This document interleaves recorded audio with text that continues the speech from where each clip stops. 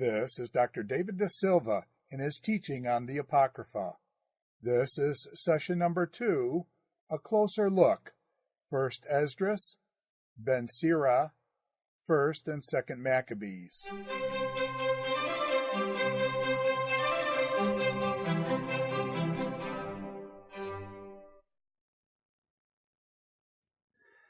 In this and the following several lectures, we'll work together through all of the books of the Apocrypha.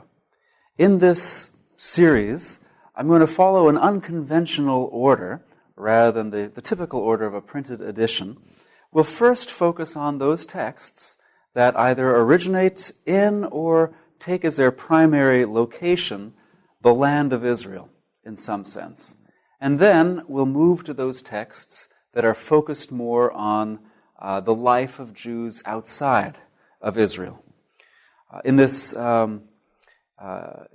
presentation, we'll start with 1st Esdras. 1st Esdras presents us with an alternative version of events that we would read about in our canonical 1st Chronicles 35 to 38, our canonical book of Ezra, and the material in Nehemiah 8. It looks as though some author has taken the material from these older, better-known versions and woven them together in a slightly new way to highlight other elements of the story and to achieve perhaps some new ends by retelling the story. In the version that we have in 1st Esdras, we begin in the 18th year of the reign of King Josiah. And we move from there through the Babylonian conquest, fast-forwarding then to the decree of Cyrus to allow the exiles from Judah to return to the land. And then we move to the decree of Darius to rebuild, to make good on his intention to rebuild the temple, and then finally focus on Ezra's reforms, the reading of the Torah, the establishing of law courts based on the legislation of the Torah, and most movingly, the cleansing of the people through the divorce and repudiation of non-Jewish wives and the children of such unions. Now, there are some important differences between 1st Esdras and the canonical story as it unfolds in those texts that I've previously mentioned. Most notably, there's a confused sequence of events in 1st Esdras. The author clearly needed an editor because these kind of jump off the page at the reader. We take several steps backward and move forward again over the same ground at one or two points. And this appears to be related to the author's desire to elevate the character Zerubbabel. What is most distinctive about 1st Esdras vis-a-vis our canonical version of the story is the addition of the contest of the 3 bodyguards. This is a kind of a courtly tale, a court tale set in the diaspora that has no parallel in our canonical scriptures. And in this story, Darius the king is being watched over as he sleeps by his bodyguards, and his bodyguards are bored. So they propose a contest amongst themselves. And they don't actually get Darius' permission, but the upshot of the contest is, let's have this contest, and whoever wins, King Darius will give him whatever he asks. A great contest to have while your boss is sleeping. And so the contest involves the best answer to the question, what is the strongest? What is the strongest force in human society? And so each of the bodyguards slips his answer, on a scrap of papyrus under Darius' pillow. So imagine his surprise when he wakes up and finds out there's a bunch of fortune cookies under his pillow. And the king then is let in on the contest, and he reads the answers. The first bodyguard says, "The king is the strongest."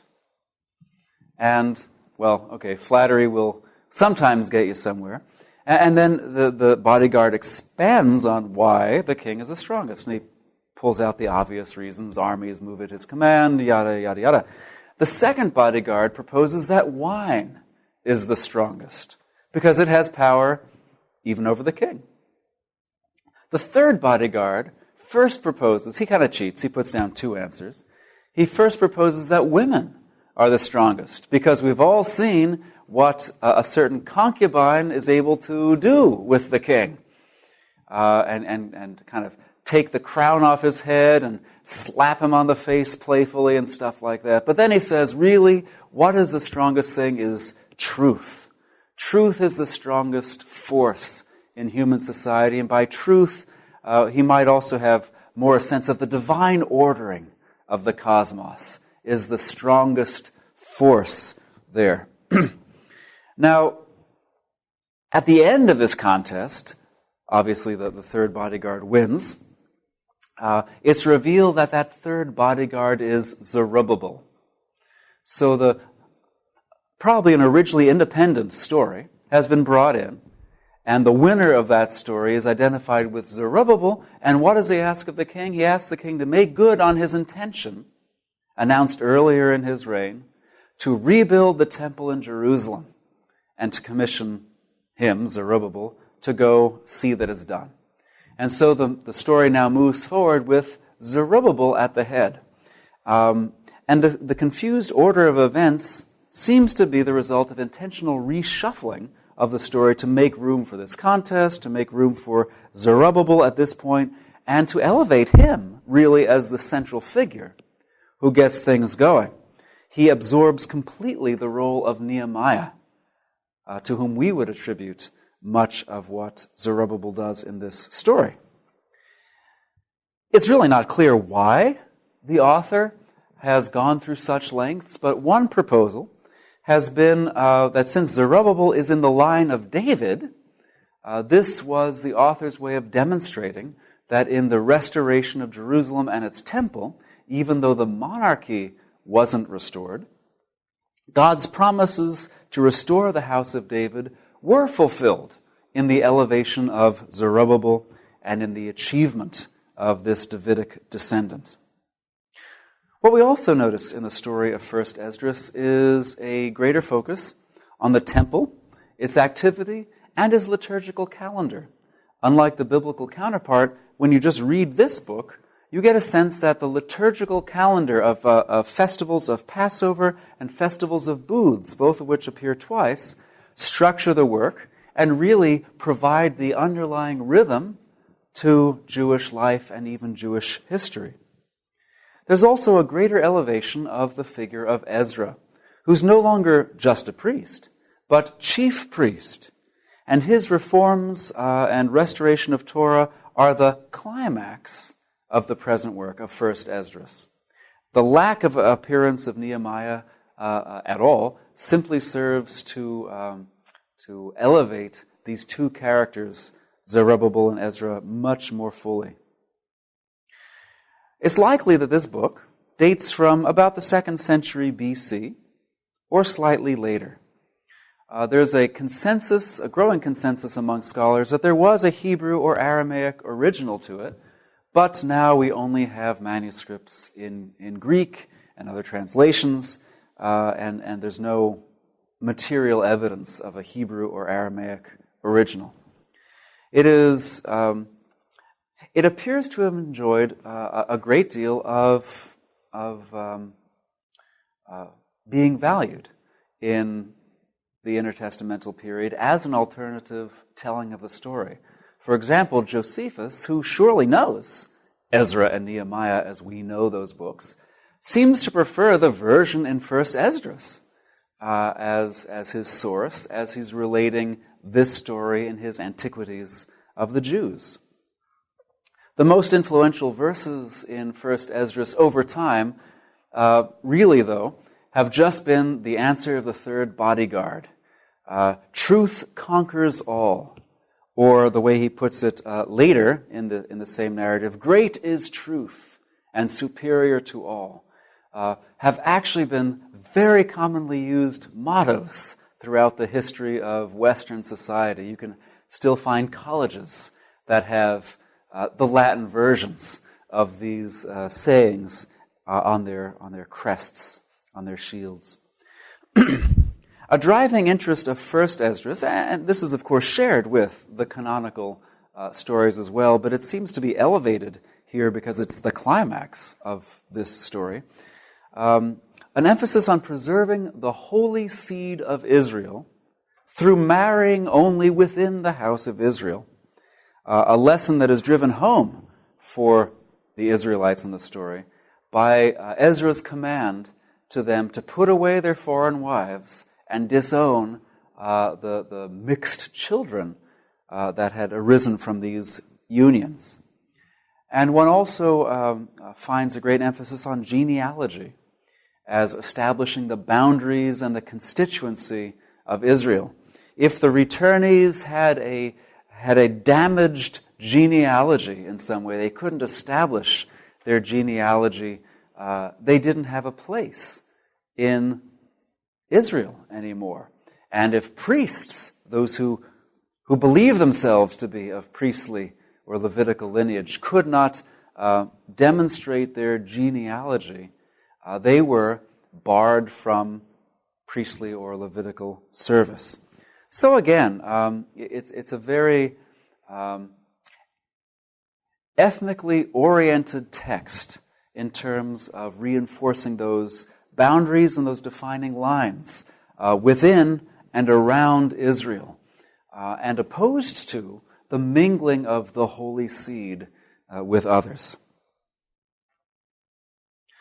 We'll turn now to a text of a completely different sort, the Wisdom of Ben Sira, which is perhaps the longest book within the Apocrypha, and also, I would suggest, the most important in terms of its overall impact on both early Judaism and Christianity.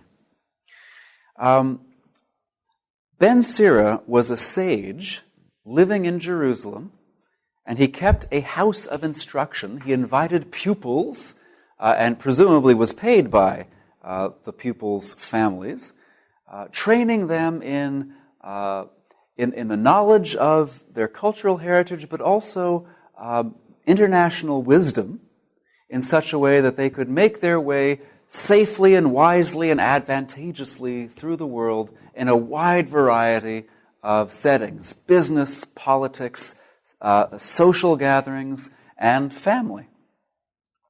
To understand Ben Sira, it's important to understand what was happening in the decades of his active life.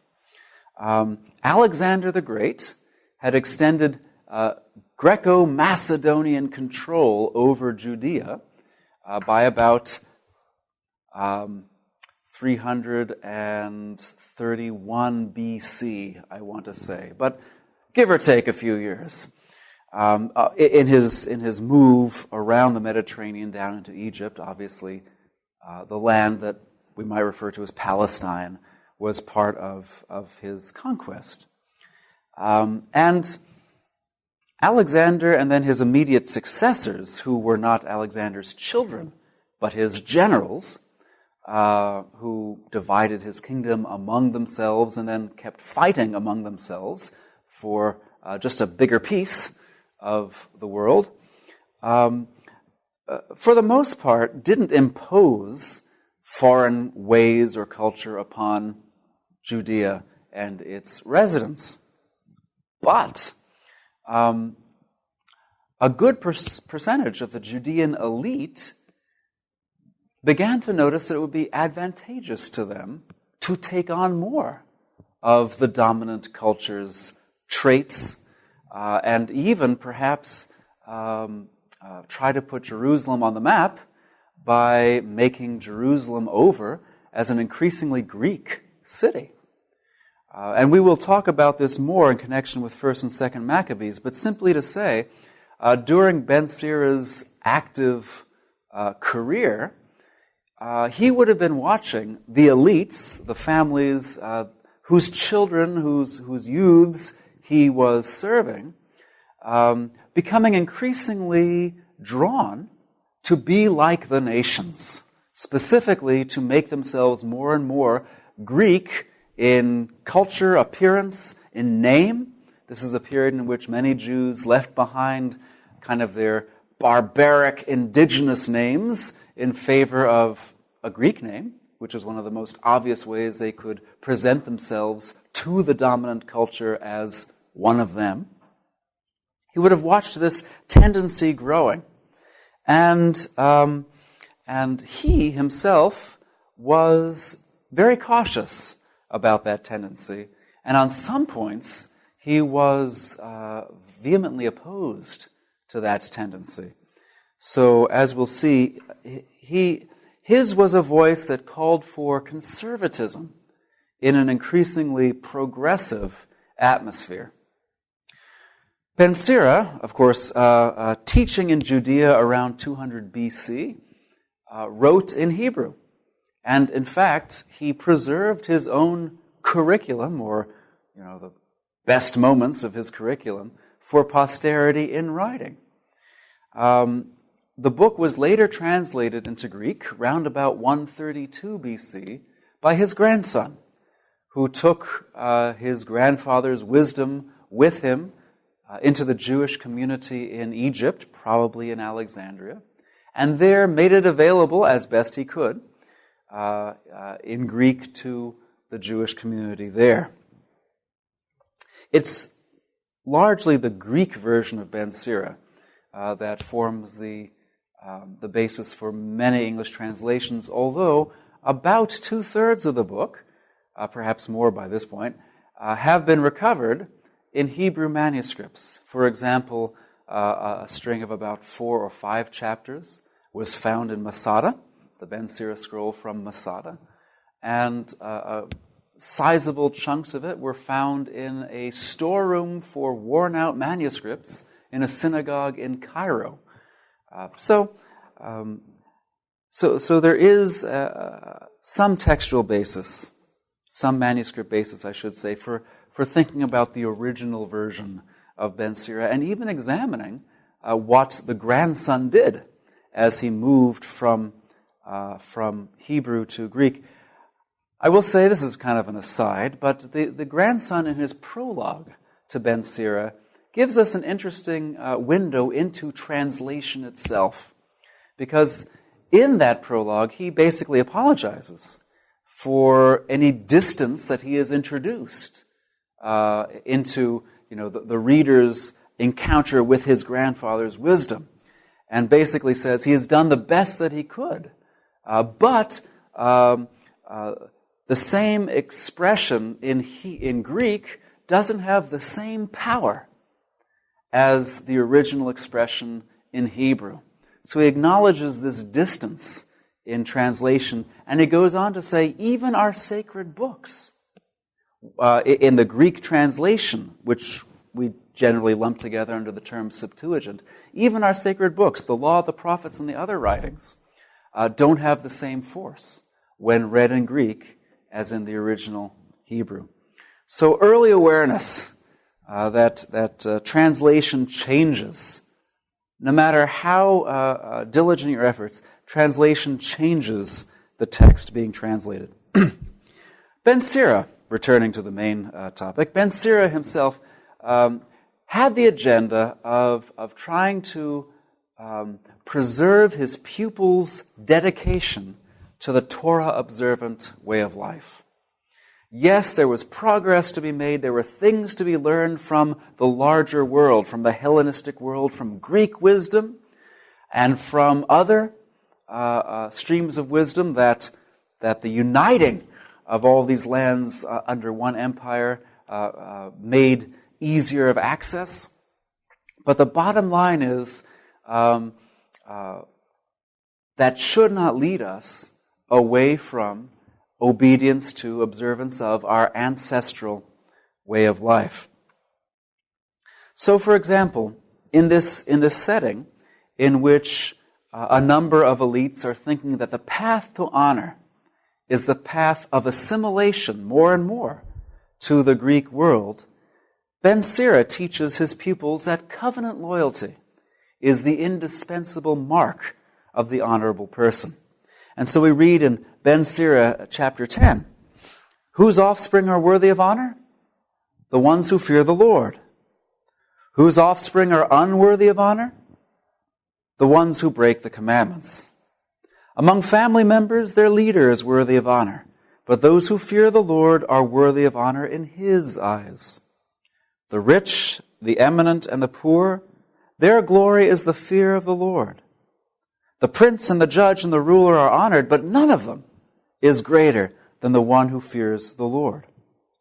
So in this passage, Ben Sira is saying, ultimately, yes, you can gain secular honor by a variety of means, and we all look up to certain people, those who are rich, those who have achieved positions of prominence in the government or in the judicial system. But the bottom line value, or I should say basis for honor, is your fidelity to the covenant, because that is what gives you worth in God's eyes, and God's estimation lasts forever. And so he tries to cultivate in his pupils a commitment to regard their own honor as based first and foremost on their conformity with the Torah, and after that, with what they might achieve otherwise in this life. Now, Ben Sira, although he draws a great deal upon the biblical book of Proverbs, in many ways you could read Ben Sira as a later commentary on Proverbs, or as wisdom developed as a reflection, or as a result of reflection upon particular proverbs. There are many, many parallels. But one thing Ben Sira does that Proverbs does not do is explicitly connect wisdom with the law. And I mean explicitly. So, for example, in Ben Sira chapter 24, Ben Sira personifies wisdom and lets her tell her story. And her story is, I sought a resting place among all of these, referring to all the various nations of the earth. In whose allotted territory should I make my home? Then the Creator of all things gave me a command. The one who created me pitched my tent and said, make your dwelling in Jacob. Let Israel receive your inheritance. And so I was established in Zion. He made the dearly loved city my resting place and established my authority in Jerusalem. I took root in a glorified people, among the people the Lord chose for His inheritance. So in this opening part of this speech of wisdom, telling her own story, Ben Sira, despite his own tendency to draw on international wisdom, declares unequivocally that wisdom's home is right here in Jerusalem. This is the epicenter of wisdom's dwelling by God's own decree, and that is a reflection of God's choice of this nation out from and above all others. And then at the conclusion of this same story of wisdom, Ben Sira adds this concluding comment, talking about Lady Wisdom, as it were. All these things are in the covenant scroll of the Most High God, the law that Moses commanded us, the inheritance of the congregations of Jacob. So, in a way that hitherto would have been probably foreign to the wisdom tradition in Israel, Ben Sira explicitly identifies wisdom, this personified lady, with Torah, this scroll in our possession. So if you want wisdom, if you want all of wisdom's blessings that he had actually gone on to list more earlier in this poem, they're right here. This is the starting place. This is where you dig for them, in the law of Moses and in the performance of the law. And this is then a theme that runs throughout his book. So, for example, quite early in the book he says, explicitly, if you want to find wisdom, keep the commandments, and the Lord will supply her to you in vast quantities. And about a third the way through the book, we find this saying, all wisdom involves doing the law. So for Ben Sira, the Torah observant life is the starting point for any wisdom. And if you move away from Torah observance, you have moved away from wisdom.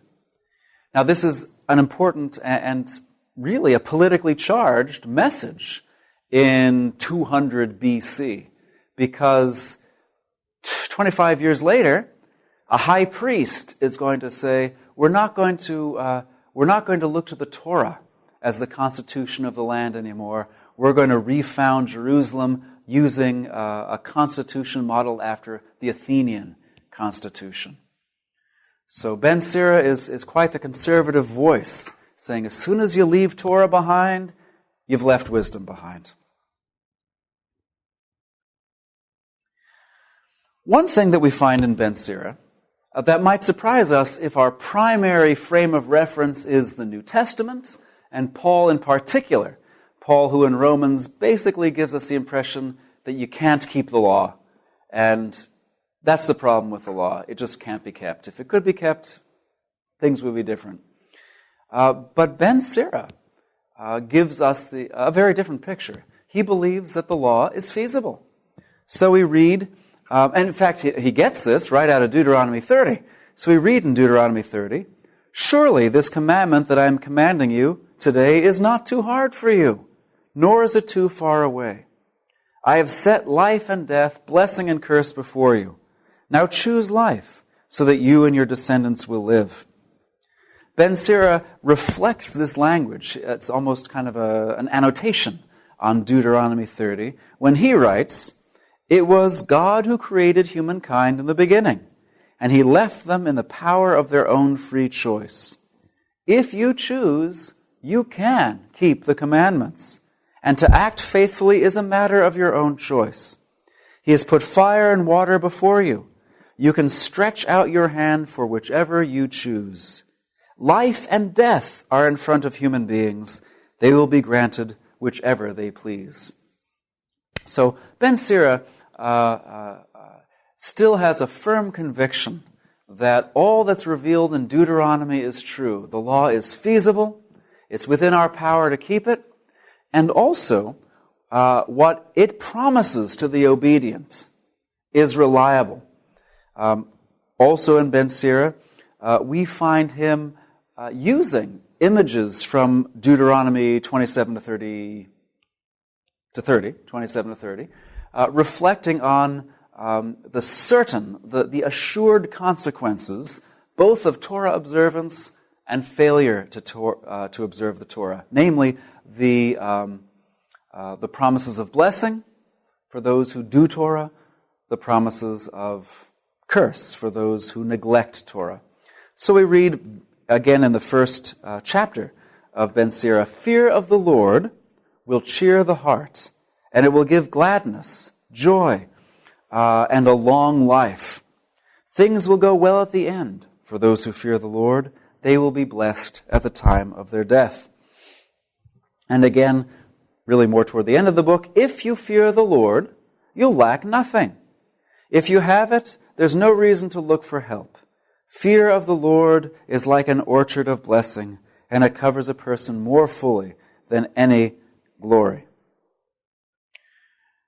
While Ben Sira will admit that Adam, with his transgression, made life difficult for all people, nevertheless, Ben Sira believes that God still works all things out for justice, for the good and for the bad, within the parameters of this life, just as Deuteronomy promised.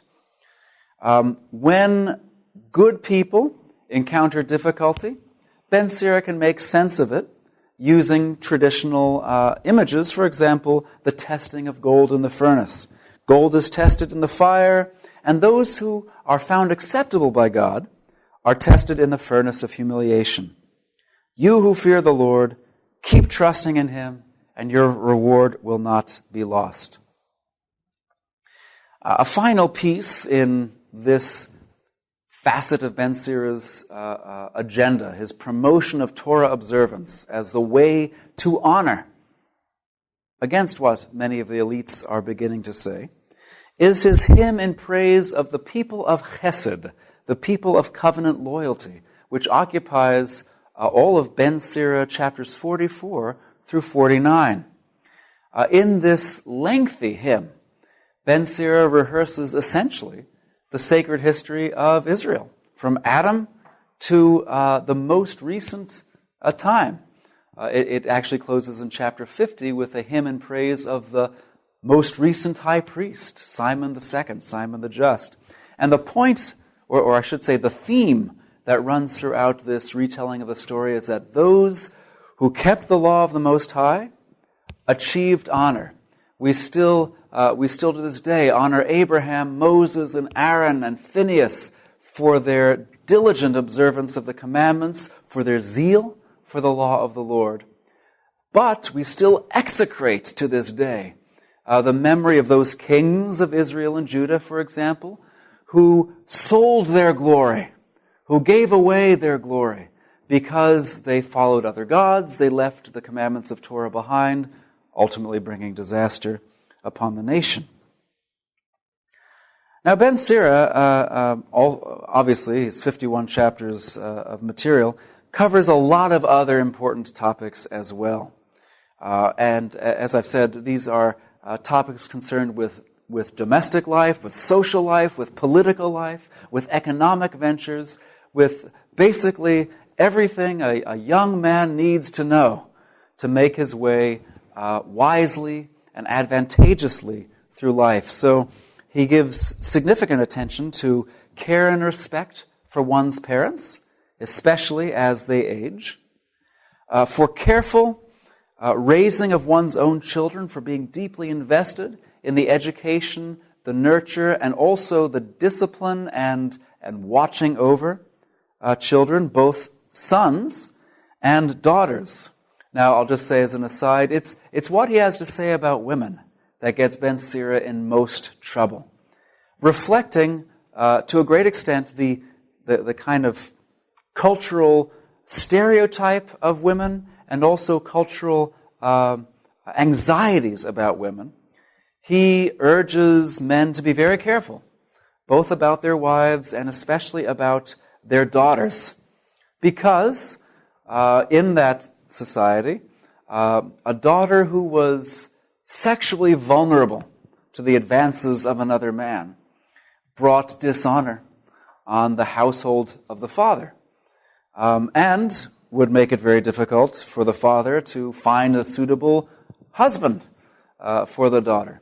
So coming out of that context, Ben Sira makes some overstatements about the headstrong daughter and how she's a liability in the household. We can only hope that they were intentionally hyperbolic. Ben Sira also teaches the importance of honoring one's benefactors and the importance of being careful in choosing one's friends, one's benefactors, and one's beneficiaries. And this actually represents perhaps a change in culture from the time of Proverbs, because there's a much greater reflection of, shall we say, kind of Greco-Roman arrangements of friendship and patronage and the ethos there in Ben Sira than I found, at least, in the book of Proverbs. He even talks about proper etiquette at social functions. For example, when you go to a symposium, which is also a new development, well, that might not be entirely true, but the symposium is well known as a Greek social event, kind of a wine drinking party with just enough food to help absorb stuff. Ben Sira advises the young men, make sure that the first thing you're thinking about from beginning to end is making a good impression. Not about the tasty morsels that are set before you, not about the wine or what have you, but guard yourself, be temperate in all things, so that you come off as a polite, respectful, well-bred individual. He actually also spends a fair amount of time cautioning his pupils in regard to mingling with the great and powerful. On the one hand, that's the way to social advancement. That's the way to economic and political advancement. On the other hand, as Ben Sira puts it, it's also like walking on the straight edge of a sword. If you trip, you'll cut yourself in half. He urges fairness in economic matters and the treatment of employees. He promotes the value of remaining financially independent rather than making oneself subservient to creditors of one kind or another. In Ben Sira, we find combined an unshakable commitment to the Jewish way of life, on the one hand, with an openness to the wisdom that could be learned from other nations, which of course is part of the legacy of Proverbs and the Jewish wisdom tradition, the international wisdom tradition taken broadly. On the one hand, he draws extensively from Proverbs and from other texts, like Deuteronomy, from the scriptural heritage of Israel. On the other hand, he speaks about the need of a scribe, such as himself, a sage such as himself, to travel throughout foreign lands, so that the scribe can test what is good and what's evil among all peoples, gathering what's valuable from the wisdom of other nations for incorporation into his own teaching. And Ben Sira himself clearly incorporated a great deal of foreign wisdom, foreign common sense wisdom, into his own teaching. For example, if you were to set his teachings on friendship alongside the elegies of the 6th century Greek sage Theognis, you'd find a great deal of overlap. And of course, Theognis writing 4 centuries before, probably a great deal of dependence. So Ben Sira has somehow learned this material about how to be a reliable, but also a cautious, careful, judicious friend from Greek wisdom. And if you were to compare Ben Sira's words of caution when dealing with the great and powerful, both the promise of advancement but also destruction, with an Egyptian text known as the Instruction of Phoebus, you'd find again a great number of parallels and the likelihood of the well-traveled sage Ben Sira drawing from the Egyptian text in this regard. But for Ben Sira, wisdom, the life of a scribe, the life of a sage, the life of the academic, is not merely a matter of the head. It's also a matter of the soul. It's also rooted in one's relationship with God. We find him saying, or directing his students explicitly to look to prayer as an essential source of wisdom, alongside study and conversation with the wise. So, for example, he writes in chapter 39 that scribes will commit themselves to rise early, to seek the Lord who made them, and to pray to the Most High. They will open their mouth in prayer and ask forgiveness for their sins. If the great Lord is willing, they will be filled with a spirit of understanding. They will pour forth words of wisdom, and they will give thanks to the Lord in prayer. Their reasoning and knowledge will remain on course, and they will ponder God's mysteries. And he writes slightly earlier, above everything else, pray to the Most High, so that He may make your path straight in truth. So wisdom is not just the result of study, it's the result of the depth of one's relationship with God and what God will reveal to the person.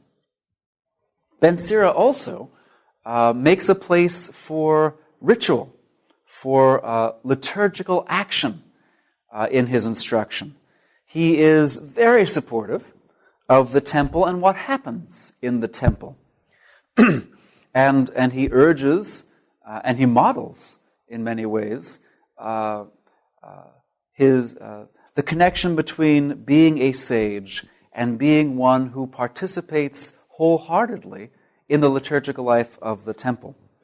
One telling text in this regard comes from Ben Sira chapter 7, where he takes lines of the Shema, Deuteronomy 6, kind of this core text of Israel, The Lord our God, the Lord is one, and you will love the Lord with your whole heart, soul, mind, and strength, and so forth. And he blends that with instructions regarding the temple and its personnel. So we read, fear the Lord with your whole being, and honor his priests. With all your might, love the one who made you, and don't neglect his ministers. Fear the Lord and honor the priest. Give the priest his portion, just as you were commanded. In that passage, we have basically a recitation of a line from the Shema, followed by the introduction of a kind of counterpart pertinent to respecting the temple and its personnel. So a very close weaving of the two. We also get from Ben Sira a beautiful picture of the vibrancy and the awe of the rituals that happened in the temple. Ben Sira provides a first-hand account from one for whom this was no empty show. This was no empty ritual, but a deeply religious experience, a powerful encounter with the living God. In chapter 50, Ben Sira remembers a temple sacrifice. Scholars aren't sure whether it's just the daily offering or perhaps even the Day of Atonement offering, under the leadership of Simon II, Simon the Just, a famous high priest. So he writes, when Simon put on his glorious robe and clothed himself with perfect splendor, when he stepped up to the holy altar, he brought glory to the courts of the temple.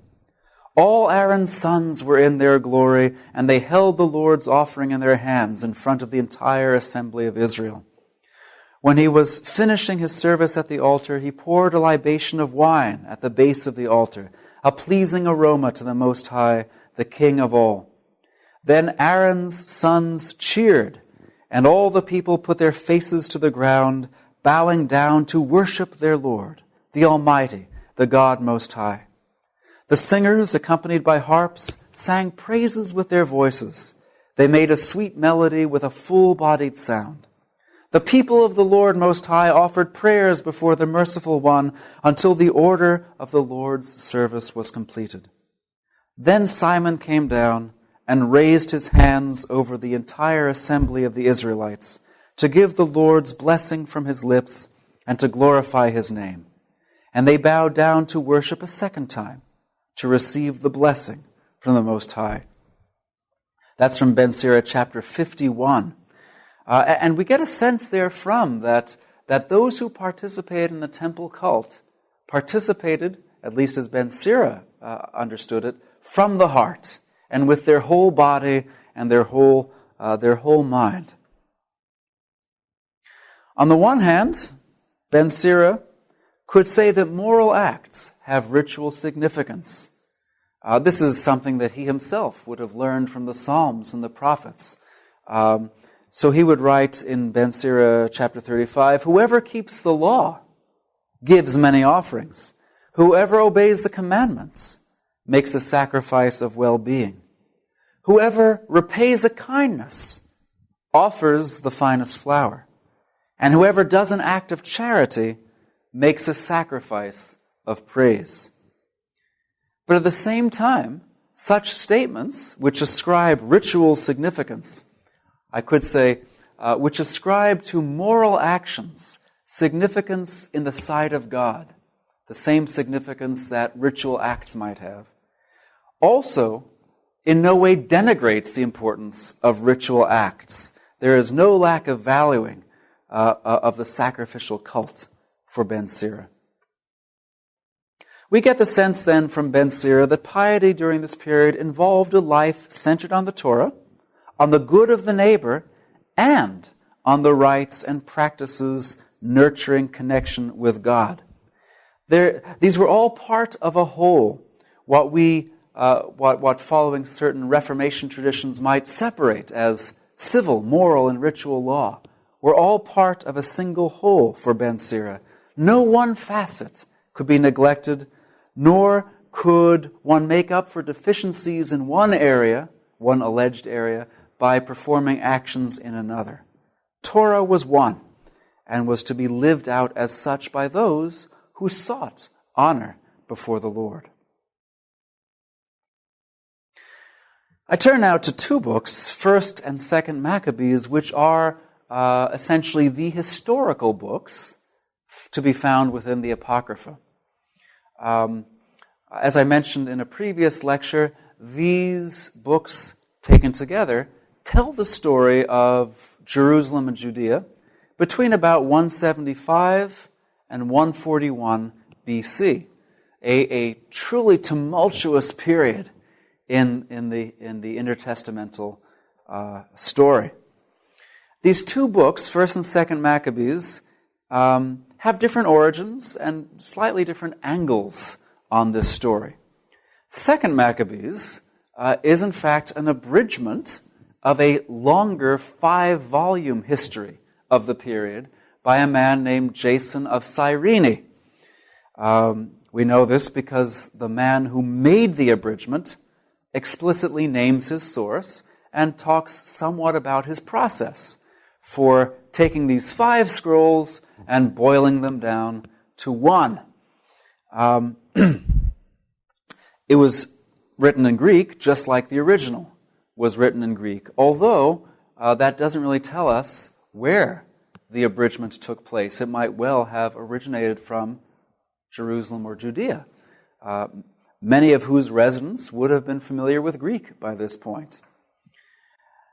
The date of 2nd Maccabees could fall anywhere between 160 BC, the year after the story ends in that book, to 63 BC. Of course, the earliest part of that date or that range is unlikely. Jason of Cyrene might well have written his history very close to the place where the story ends. But the epitomator, the abridger, probably came along sometime later. If the letters that preface 2nd Maccabees are genuine letters, we might have the sense that the book, the abridgment, was written sometime prior to 124 BC, because one of these letters sends this abridgment, or presents itself as sending this abridgment out to diaspora Jews to promote observance of Hanukkah, the Feast of Dedication, more broadly, to get the larger Jewish community to celebrate this feast as a way of acknowledging what God has recently done for God's people, and perhaps even to legitimate the dynasty through which that happened. 2nd Maccabees, however, isn't particularly interested in legitimating the dynasty that emerges from the Maccabean Revolt, the Hasmonean dynasty. He's in no way anti-Hasmonean, but he's not explicitly pro-Hasmonean, unlike the author of 1st Maccabees. 1st Maccabees is a dynastic history. It basically tells the story of how a relatively obscure family of priests, Mattathias and his 5 sons, Judas, Eleazar, John, Jonathan, and Simon, came to found a dynasty that would rule as high priests and eventually kings from, let's say, 141 BC to 63 BC, when Rome would intervene, and while it would restore the title of high priesthood to a Hasmonean, would not restore the title of king to this Hasmonean, but rather put secular government in other hands. 1st Maccabees, again, the story ends in 141 BC, so it could plausibly have been written any time thereafter, and it probably would have been written prior to 63 BC, because Rome made itself a bit of an enemy at that point, when it intervened well beyond what any Jewish leader would have hoped it would have done to settle a dispute, which we'll come to later. It's more likely, however, that 1st Maccabees was written after the end of the reign of John Hyrcanus. So sometime from 104 BC and after. A time at which the shoring up of the dynasty would have been far more important than when it was being led by the son of the last great hero of the Maccabean Revolt. The story that these two books tell, and they tell the story differently, and I hesitate in some sense to blend the stories together, but historians do have to do this. These are essentially our only sources for the period. Josephus himself is highly dependent on First Maccabees. The story they tell is of great importance for understanding this period. Events in Judea between 175 and 141 BC. The two books don't exactly overlap. Second Maccabees gives us more of the prequel to the Maccabean Revolt. It starts well back at 175 BC. First Maccabees is more interested in about 168 BC on. Not so interested in what led up to the revolt as narrating the revolt and its aftermath. Conversely, Second Maccabees is done in 161 BC with its story.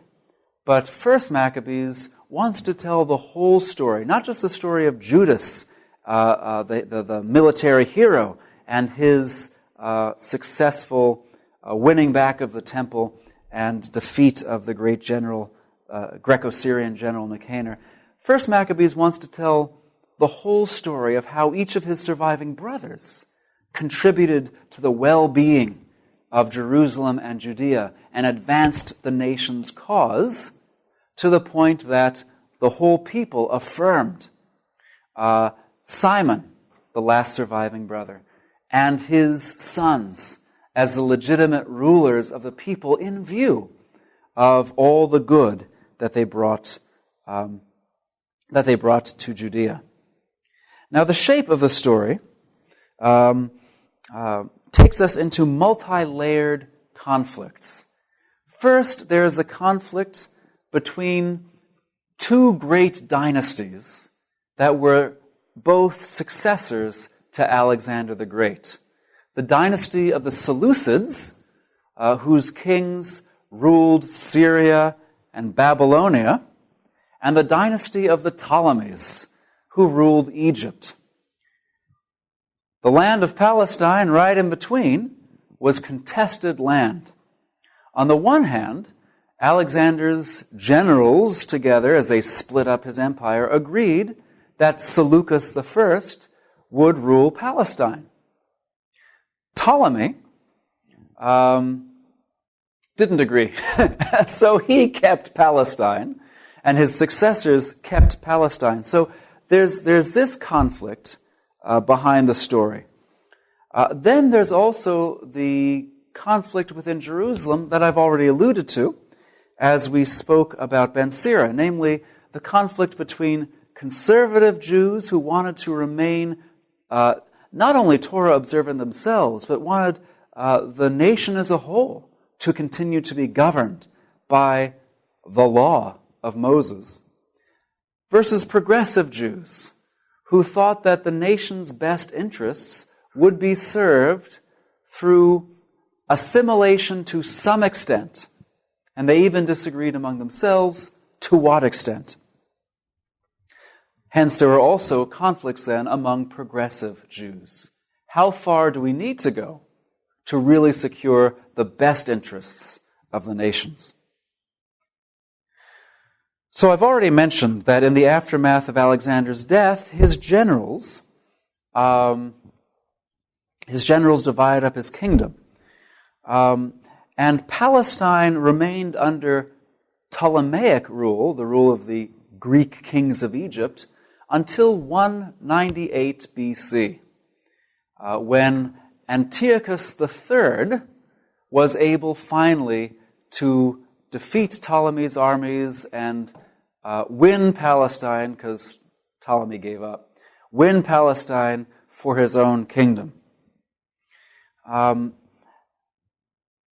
Antiochus III affirmed the Jews' rights to continue to live by their own law. So there wasn't this impetus to suddenly change their way of life coming down from above. But what we do find in this time is strife within Jerusalem, within powerful families of Jerusalem. The family of the Oniads, named after Onias, this was the high priestly family, and the family of the Tobiads, named after their ancestor Tobiah, who is sometimes identified as Tobiah the Ammonite, known from Scripture. A family of outsiders to the Jerusalem hierocracy, the Jerusalem priestly rule, but a family that had significant ambitions to become the power brokers of the Jewish people. And, to be honest, much greater political savvy than the other family. So, as 2nd Maccabees opens, we have a story in which a Tobiad named Simon plays a role against an Oniad named Onias III, who was the high priest. Simon seeks to ingratiate himself with the Seleucid monarch, in this case Seleucus IV, by saying, there are funds in the temple that aren't sacred, and you, my king, could make a claim to them. Seleucus IV was very happy for money wherever it could appear, because his family, his dynasty, had to pay tribute to Rome since a terrible defeat that they suffered in 188 BC. So Seleucus IV sent Heliodorus, probably his minister of finance, to the temple to go in, inspect the funds, and take whatever funds were appropriate for him to seize.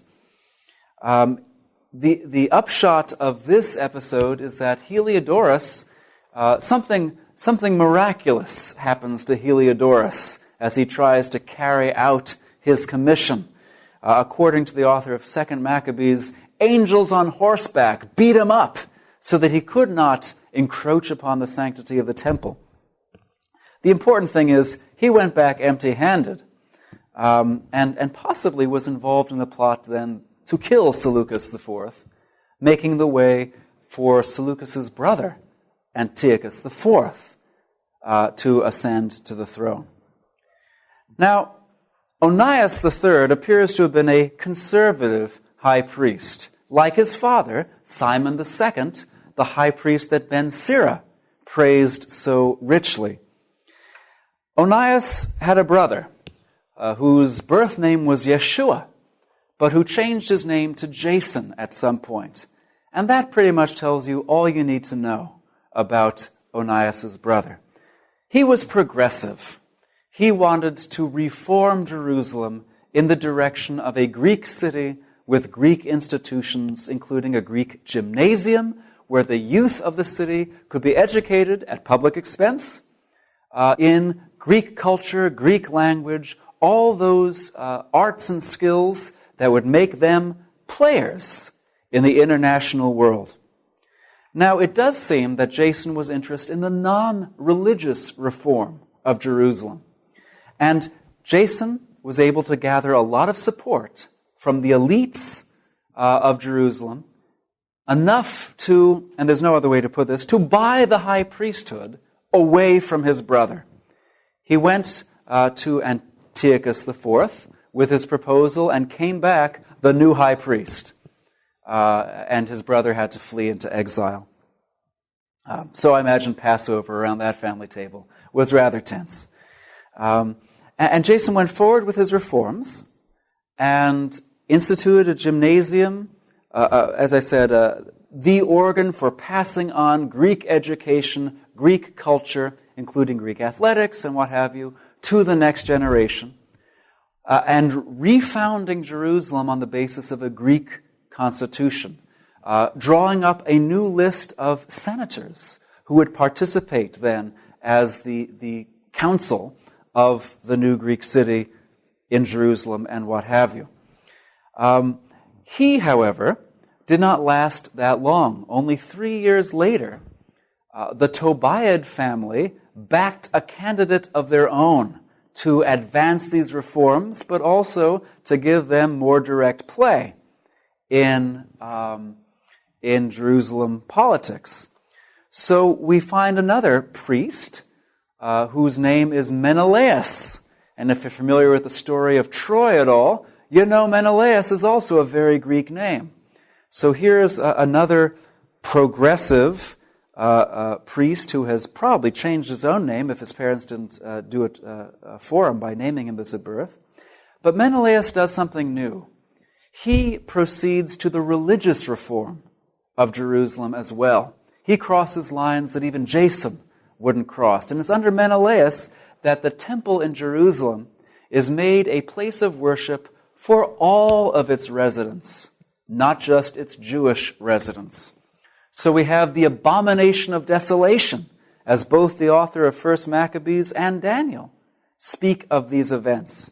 We're not exactly sure what that entailed, but a likely candidate is the erection of a new altar to foreign deities, so that all of the people who lived in Jerusalem, who were equal citizens in Jerusalem, could worship in her place of worship. Well, this is just going too far. So we have the outbreak of revolution in Judea from two different fronts. On the one hand, Jason wants his title back. So Jason gets the support of a man named Hyrcanus, who is the alienated brother in the Tobiad family. It's really quite a soap opera when it comes down to it. And Jason returns with an army to oppose Menelaus as soon as Jason hears a rumor that Antiochus IV has died. And he wants to take advantage of that interregnum time to reassert himself and no doubt negotiate with the next Seleucid ruler to stay there. But at the same time, the people revolt. They have had enough of these Hellenizing high priests, and at the end of that day, both Jason is expelled and Menelaus is besieged in the Acra and needs for Antiochus IV to come rescue him, which Antiochus does. What follows is perhaps the first well-documented event of religious persecution in the ancient world. When Antiochus liberates Menelaus, he also, first he steals tons of money from the temple because someone's got to pay for the rescue operation that just happened. And that's going to be Menelaus. But he also outlaws observance of the Torah because probably he has been advised by people like Menelaus, perhaps by Menelaus himself, that at the heart of all of this revolution is the people's attachment to that old, barbaric, native way of life. And if we could just get rid of that attachment, we could really take Jerusalem and Judea into a glorious future. So we have stories of brutal martyrdom, where Jews show their loyalty to the covenant by refusing to give in to the demand to acquiesce. And so mothers are thrown from the wall of Jerusalem because they had circumcised their sons, with their infant sons also hung around their necks. Old men are burned to death because they protected copies of the Torah when Menelaus and Antiochus' goons were going around trying to destroy all copies of the law. And we have in 2 Maccabees a very moving story of an old priest named Eleazar and of 7 brothers and their mother, all of whom in turn refuse to eat a mouthful of pork, which had probably just been sacrificed to whatever was now erected in the Jerusalem temple, refusing to eat a mouthful of pork as a sign of their capitulation and being tortured to death instead. After this, the Maccabean revolt really takes off. And so this same repression of Judaism in Jerusalem goes out to the hinterlands, goes out to the villages around Jerusalem. And when an official of the king arrives in the little village of Modin, he invites the leading elder, named Mattathias, a priest there, to be the first to show the way forward and come offer a sacrifice on a makeshift altar to a foreign god. And Mattathias, of course, refuses. He's a faithful, Torah-observant, loyal Jew. So some opportunist in the village, whose name has not been preserved, decides he's going to ingratiate himself with the overlords, and he steps forward to be the first to offer sacrifice. And in an act which would later remind the author of 1 Maccabees of Phinehas, Mattathias takes his sword and runs both of them through at one time at the altar. And he thus initiates, with a flourish, what comes to be known as the Maccabean Revolt. He gathers to himself, in the desert, everyone who is loyal for the law and has anything made out of wood or metal to fight with. And they begin, actually, by attacking apostate Jews, those who are giving in, who are not circumcising their children. He and his men forcibly circumcise the boys and what have you. And by taking out the poorly staffed Greco-Syrian garrisons all throughout the countryside. With every successful raid, their numbers grow. And Antiochus continues to send out armies that are just too small to do the job. And so, even though they always face greater numbers, Mattathias and then his sons, because Mattathias dies early in this war, continue to enjoy victory after victory over the Greco-Syrian armies until finally they win back the temple and are able to cleanse it from whatever it was that Menelaus put there, and to restore the proper rhythm of sacrifices according to the law. The military work continues through the life of Judas and into the career of his brother Jonathan, his younger brother Jonathan. But round about 160 or so, matters begin to change, and Jonathan and his brother, the last surviving brother Simon, are able to do more through negotiation than they need to do through warfare against the Seleucid armies, because the Seleucids themselves fall into a time of strife between rival claimants to the throne.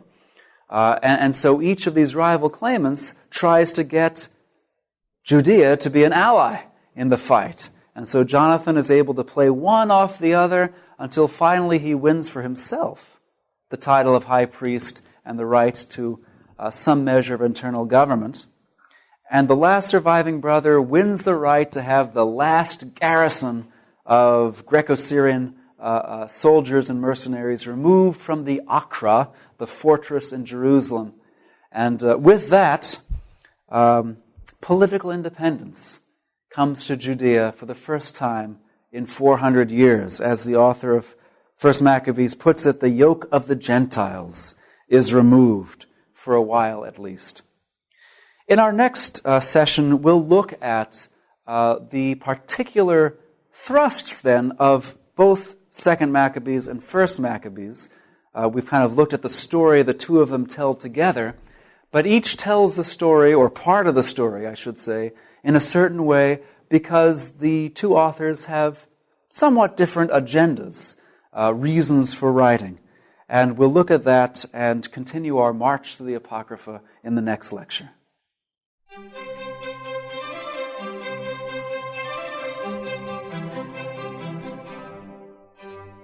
This is Dr. David deSilva in his teaching on the Apocrypha.